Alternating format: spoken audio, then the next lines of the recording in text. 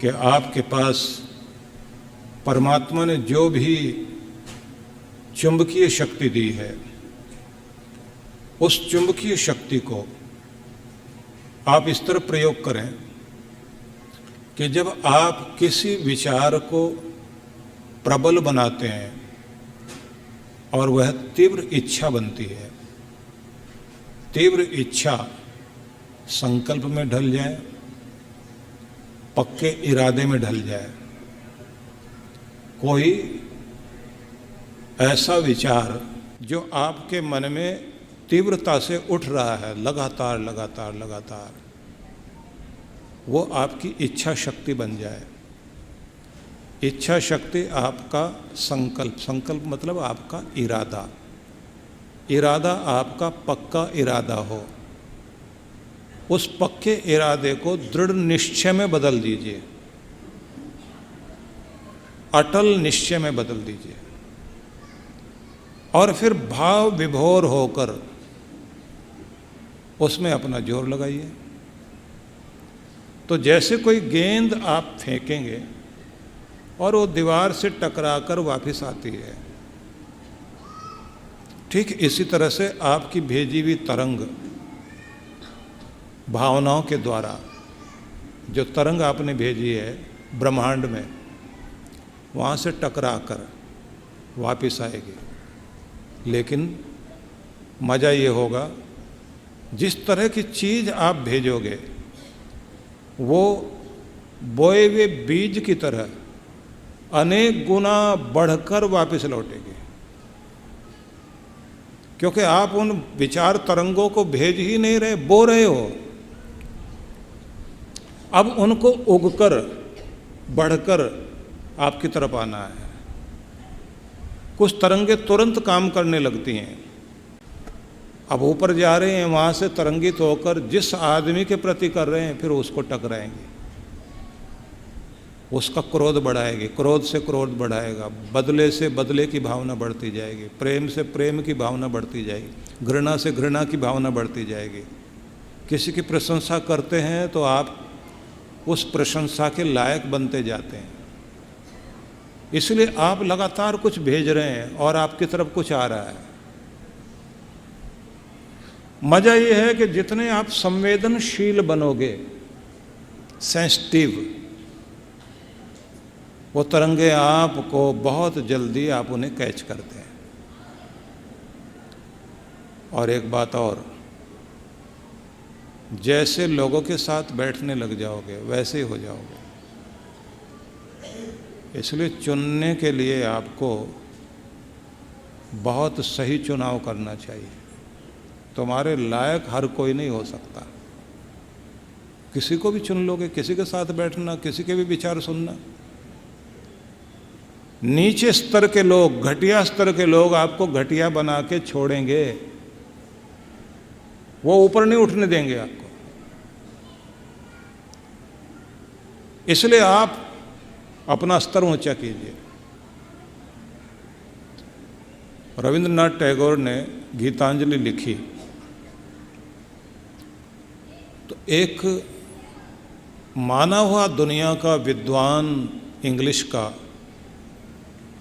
वो व्याकरण का भी बहुत अच्छा पंडित था, उसने कहा कि ग्रामर के हिसाब से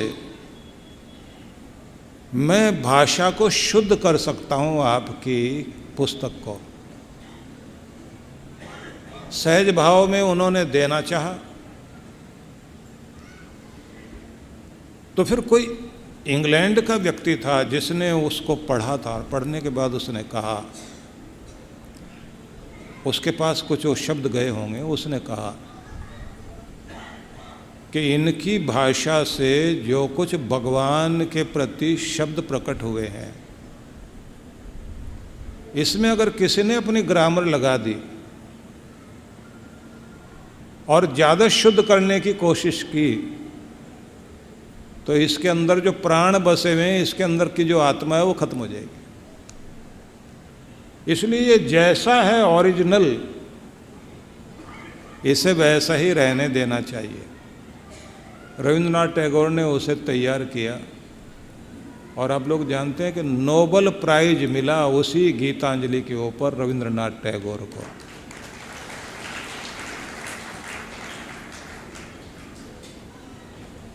लेकिन चर्चा थी लोगों में, चर्चा ये थी कि ये कविता नहीं लिख रहे हैं, ये परमात्मा की प्रार्थना है, ये किसी इंसान का मनोरंजन नहीं है। इंसान का मनोरंजन करने के लिए लिखी गई चीज प्रभावित नहीं कर सकती। वो तो कविता बहुत लोग लिख रहे हैं, ये परमात्मा के गीत हैं। अब वो जो परमात्मा के प्रति भावुक होकर जब टैगोर ये कहता है कि इतना मुझे झुका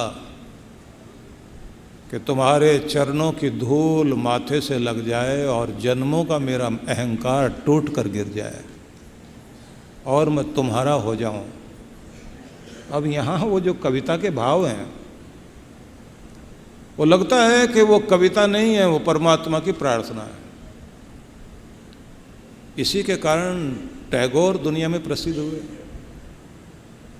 मैं ये कहना चाहता हूँ आप सबको कि आपको बहुत लोग अलग तरह का बनाने की चेष्टा करते हैं और आप दूसरों से बहुत जल्दी प्रभावित होते हैं। उसने टोक दिया, उसने रोक दिया, उसने ऐसे कह दिया, और फिर आपका जो वास्तविक रूप है, जो आप ओरिजिनल हो, वो खत्म हो जाता है। भगवान से जुड़िए, दुनिया को रिझाने की कोशिश में मत पड़िए। रिझाना है तो उसको रिझाओ, उसको मनाओ, बस उसकी तरफ लगिए और अपनी विद्या, अपनी कला को भगवान को सौंप के देखिए। एक अलग ही पहचान दुनिया में खड़ी हो जाएगी। ठीक इसी तरह से हर दिन जो आप काम करते हैं, आपकी भावनाएं परमात्मा से जुड़ जाएं, वो भगवान से जुड़ी हुई भावनाएं आपको बहुत शक्ति देंगी। तो एक तो हर दिन प्रार्थना किया करो, विश्वानि देव सवितर दुरितानि परासुव।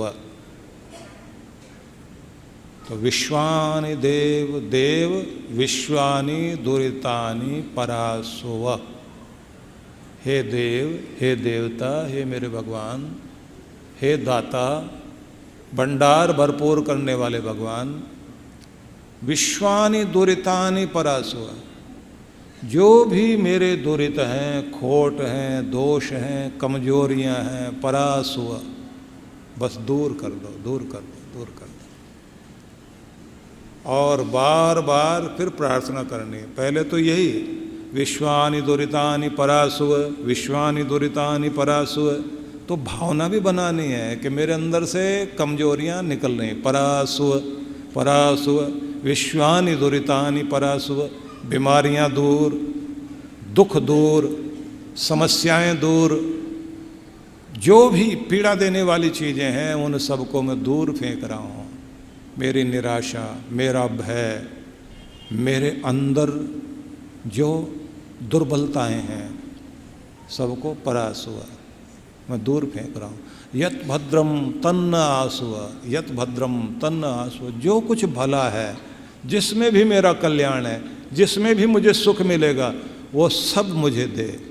मेरे और सुख चला आए, मेरे और सौभाग्य चला आए, मेरे और आरोग्य चला आए, मेरी और सुंदरता चली आए, मेरा व्यक्तित्व और ऊंचा हो जाए, सफलताएं मेरी और चली आए, मैं और समृद्ध हो जाऊं, मैं और महान हो जाऊं, मेरी बुद्धिमत्ता और बढ़ जाए। हिंदू धर्म की बुनियाद वेदों के ज्ञान पर टिकी है। 4 वेदों में यजुर्वेद ऋग्वेद के बाद दूसरा वेद माना जाता है। वैदिक धर्म के इस परिपाटी को जीवंत रखने वाले महान संत हैं युग पुरुष परम पूज्य श्री सुधांशु जी महाराज। समस्त भुवन का, विश्व का केंद्र बिंदु यज्ञ है, सत्कर्म है। इस पुण्य कर्म के माध्यम से हमें क्या मिलता है, और खासतौर से वेद से, तो स्तुता मया वरदा वेद माता प्रचोदयंताम पावमानी द्विजानम, जो प्रेरणा दे और पवित्र करे। आयु प्राणम प्रजाम पशुम कीर्तिम द्रविणम ब्रह्म वर्चसम मह्यम दत्वा ब्रजत ब्रह्मलोकम।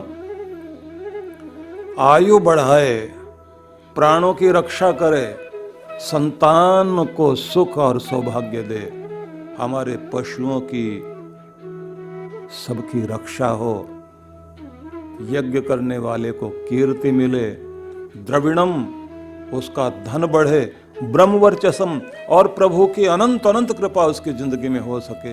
भक्तों के कल्याण के निमित्त ही पूज्य श्री का एक और महत्वपूर्ण अनुष्ठान का संकल्प दिनांक 26 अक्टूबर से 5 नवंबर तक विशेष यज्ञ अनुष्ठान के अंतर्गत 26 से 30 अक्टूबर तक वेद पाठी ब्राह्मणों द्वारा पूरे विधि विधान के साथ यजुर्वेद यज्ञ एवं 31 अक्टूबर से 5 नवंबर तक गणेश लक्ष्मी महायज्ञ का लाभ घर बैठे ऑनलाइन पाएं। आप इस यज्ञ में सम्मिलित होकर ऐसा चमत्कारिक श्री यंत्र प्राप्त कर पाएंगे जो विद्वान ब्राह्मणों द्वारा वैदिक पद्धति से प्राण प्रतिष्ठित अर्थात सिद्ध किया जाएगा। तो बिना विलंब किए हुए श्री गणेश करें पंजीकरण हेतु। अधिक जानकारी के लिए संपर्क